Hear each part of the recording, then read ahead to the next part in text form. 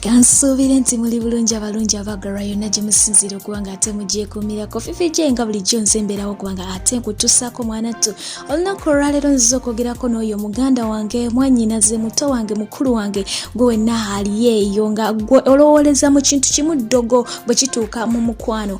sijja kuwakanya Eddoggo gye riri era Likola naye kyenyinza okugamba nti omukwano gwo guba mukwano ne bw'ologotya muganda wange terikola nga tonaba kubanga ogenda wala nnyo mu kintu ky'Eddoggo ekyo soka otunuulire abantu abalikozesezzaako kankuwa ekyokulabirako soka otunuulire mama Fiina yanyenye ensaasi mwennyini naye soka omutunuulire mu nsonga y'omukwano soka otunire omukyala kulannama y'omu ku baligaba naye soka omutunuulire mu nsonga y'omukwano kaakati muganda wange nga tonnaba kubanga ogenda wala nnyo kubanga omukwano gwo obufumbo bwo relationship yo ogyesigamya ku nsonga y'Eddoggo soka otunuulire abantu abakwetolodde abamu ku mmwe mugenda okutandika ebintu bino nga muli influenced by your friends mikwano gyammwe naye mukwano gwo yakutwalayo okubanga ologa bbaawo oyo okubanga ologa mukyala wo yakwagala ennyo soka omutunuulire ye ayimiridde atya mu nsonga za relationship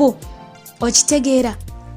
kubanga abasinga obungi ku bo agenda okutwalayo nga nno ye sina mufumbo agenda okutwalayo nga ye nno yakayawukana n'omwagalwa we nga baakawukana tebyakola kati ne weebuuza ye gyakutwala ye tayagala kuba bulungi mu bufumbo bwe ye gyakutwala ye tayagala ebyebitambule bulungi gye buva ne gye budda kino kijje ku nze Eddoggo mukwano terikola omukwano guba mutima gwa muntu ate era ne bw'onooli mulogesa n'akwagala leero bugenda ku kyenkya nga limufumuseeko nga ali birala nnyo soka kuwa ekyokulabirako ekirala wali obaddeko mu relationship endala ng'era ogitambuliza ku Eddoggo naye ne mwawukana gwe wali ologo oyo luli gw'okyali naye kakati olina mulala naye toyiganga era naye oli mu kumuloga soka weebuuze nti webiba tebyakola ewa Peter ate waddaani binaakola ekyo kyengezaako okwogera naawe olunaku olwaleero ekigambo Eddoggo mukwano tekikola Eddoggo terikakkanya busungu Eddoggo terireeta buyonjo mu nnyumba Eddoggo terireeta bukakamu mu nnyumba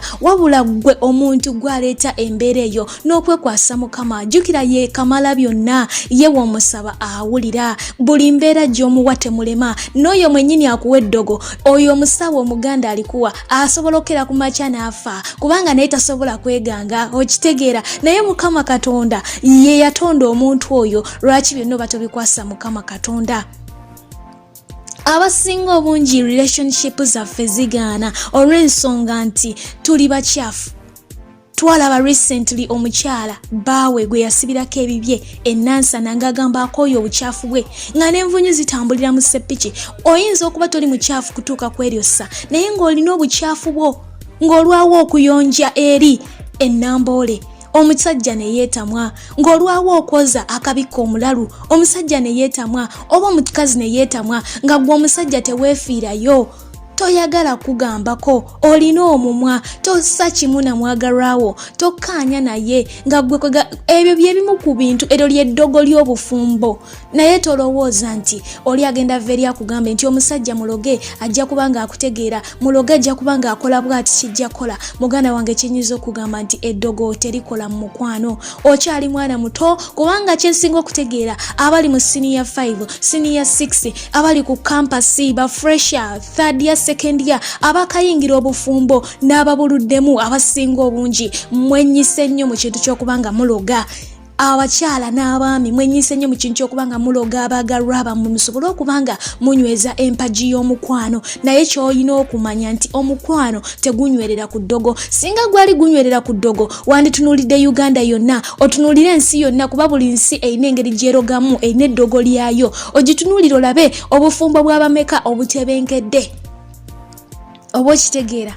obufumbo bw'abameka obutebenkedde era bumeka obuli mu mirembe nga tewaliiwo mbiranye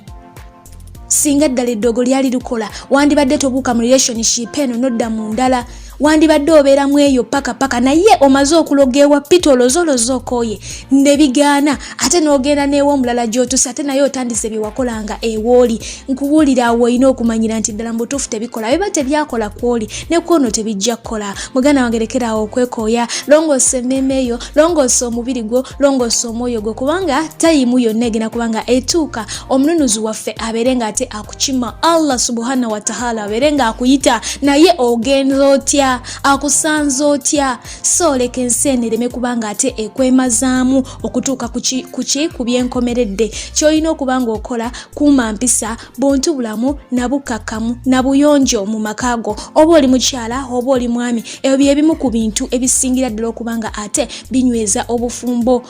Abantu tebaagala abantu bayomba, tebaagala abantu bakayuka, tebaagala abantu bakyafu, tebaagala abantu bavumi, tebaagala abantu babamalako mirembe, ate baagala omuntu azimba. Ebyo wonoobeera nga obinywezezza ojja kubeera mwami na mukyala wambala. Nsigadde nze Fifi J atakuumira mpeera abankuumire mbagala nnyo mubeere bulungi mweraba.